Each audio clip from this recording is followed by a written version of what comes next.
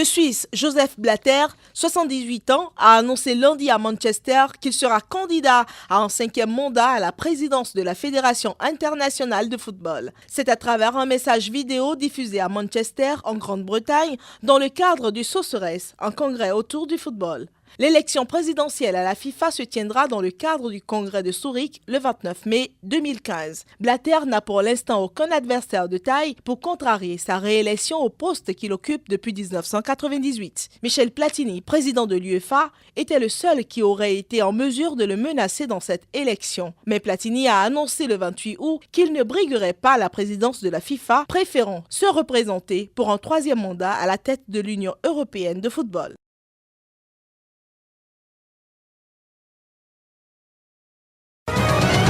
Le président contesté de la Fédération nigériane de football, Chris Giwa, a indiqué lundi ne redouter aucune sanction de la FIFA qui estime sa récente élection illégale et menace de suspendre le Nigeria. La Fédération internationale de football, qui refuse toute ingérence du pouvoir politique dans la gestion des fédérations nationales, a donné jusqu'à lundi minuit au président et à son équipe pour quitter leur poste sous peine d'une suspension.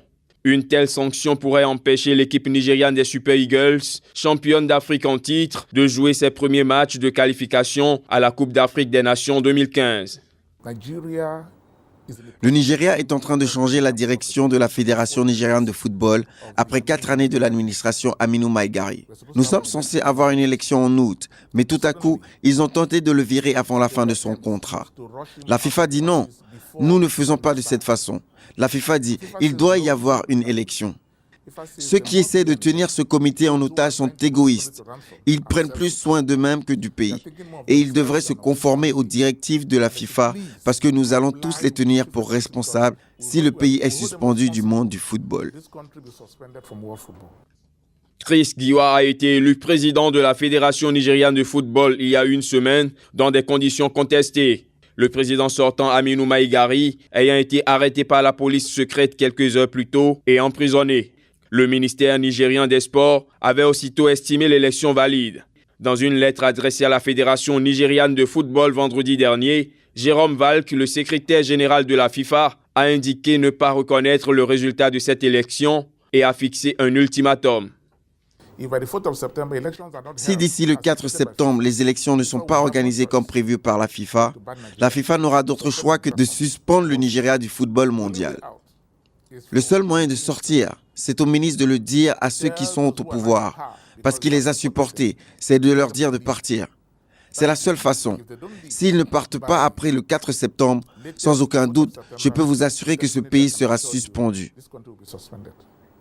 Rappelons que la FIFA avait déjà suspendu le Nigeria une dizaine de jours en juillet, après que le gouvernement nigérian eut tenté d'écarter Aminu Maigari et son équipe avant de faire machine arrière. Avec le nouveau départ des Lions, ça c'est clair. Moi j'ai déjà expliqué 1 ou 2 fois aussi vers les médias qu'il n'y avait pas le choix. Après 2 Coupes du Monde comme ça, il faut changer, il faut faire la coupe forte. Ici, maintenant, ça doit être une autre génération de joueurs. Parce qu'il faut savoir que dans le foot, c'est comme ça. Il y a le moment donné, il faut couper. Je pense qu'on a beaucoup de travail à faire. Et de notre côté, comme les joueurs, on fait confiance au staff technique. S'ils ont convoqué certains joueurs ici, ça veut dire qu'ils ont des potentiels, ils ont des qualités pour apporter à l'équipe nationale. Et je pense qu'avec cette qualité-là, si on travaille comme une équipe, comme on sait que nous, on n'a pas de Messi ici, on n'a pas de Ronaldo ici, on a des joueurs camerounais, on va se battre ensemble et je suis convaincu qu'avec ça, on a le potentiel pour se qualifier.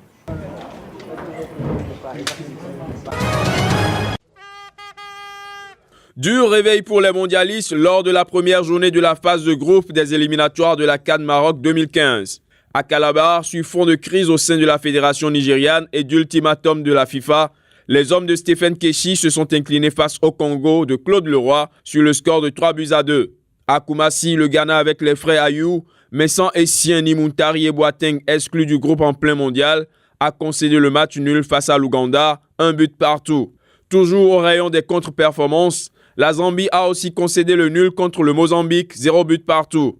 A contrario, l'Algérie a ouvert l'ère Christian Gourcuff par une victoire en Éthiopie, 2-0. Le Français a réussi ses débuts à la tête des Fennecs, lui qui a la lourde tâche de succéder au Bosnien Vahid Halilhodžić, idole qui a conduit la sélection à l'historique 8e de finale au dernier mondial. Le Cameroun a lui aussi fait respecter la hiérarchie en battant la République démocratique du Congo à Lubumbashi par le score de 2-0. Toujours dans le groupe D, la Côte d'Ivoire s'est un peu remise de son mondial raté après son succès sur la Sierra Leone 2-1. Enfin, le Burkina Faso a battu le Lesotho 2-0 à Ouagadougou et le Cap-Vert est allé s'imposer à Niamey au Niger par le score de 3-1. Vendredi, le Sénégal, l'Afrique du Sud et la Guinée avaient bien entamé leur campagne en battant respectivement l'Égypte 2-0, le Soudan 3-0 et le Togo 2-1. Malgré une grosse frayeur en fin de match, les champions d'Europe en titre ont effacé leur échec d'il y a 4 ans en 8e de finale face à la Turquie. Devant une Croatie amorphe, ils ont décroché le droit de disputer en quart de finale mercredi à Madrid, une revanche face à l'Espagne qui les avait sévèrement battus 88-64 en phase de poule. La nervosité, à jouer un peu, voilà, c'est un 8e de finale, c'est le premier match qu'ouvre la compétition, c'est toujours ça un peu. Et quand on sort des poules, le premier match est toujours un peu difficile.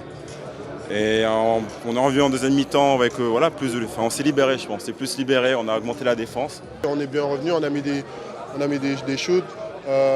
Evan il a fait un bon troisième quart. On voyait qu'il avait envie et il le montrait et ça nous a motivés tous, quoi. La tension a été palpable dès les premières secondes, les Bleus connaissant un début de match calamiteux.